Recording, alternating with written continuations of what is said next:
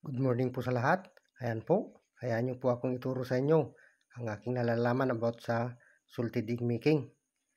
Ang kailangan lang po natin ay itlog ng itik, asin, clay at tubig guys. Pag wala po tayong itlog, pwede po tayong bibili ng bagong itlog sa mga farmer na may itikan guys. Ayan, yung bago yung bilhin natin guys para maiwasan po yung pagkabulok. Ayan. Bali ang gamit nating clay guys, yung bahay po ng anay para mananam po yung itlog natin.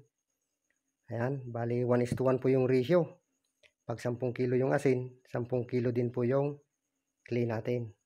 Estimate lang po yung paglagay ng tubig guys para hindi po masyadong basa. Ayan, haluin mabuti.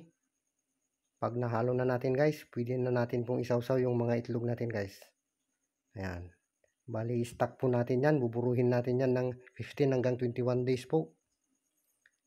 Kahit maglampas ng 21 days, pwede po. As long as hindi pa naugasan, hindi po yan mabulok guys.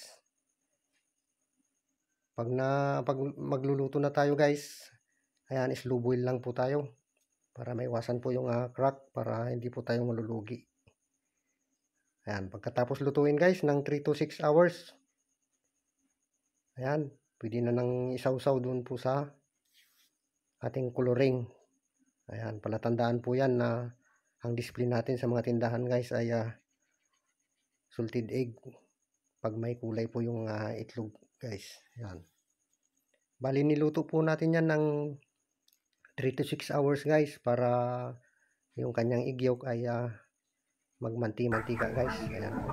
Napakagandang business po ito guys. Ayan, kahit nasa bahay lang po tayo, pwede guys. Magagawa pa natin yung ibang trabaho sa bahay. Bali, multitasking po tayo. Ayan. Guys, pag nasanay na po kayo, ayan, parang napakasimple na lang po. Ayan. Lalagay na natin sa tray guys para ready to pick up na. Ready to deliver na sa ating mga kliyente. Sa mga nag-wholesale po sa atin guys. Ayan po. Ayan, ready na guys. Okay guys, sana po may natutunan kayo sa aking video. Ayan, mamonetize na po natin yung ating pinagpagurang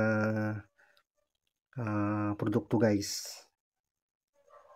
Ayan. Okay guys, salamat po sa panunod. Salamat po at God bless us all guys.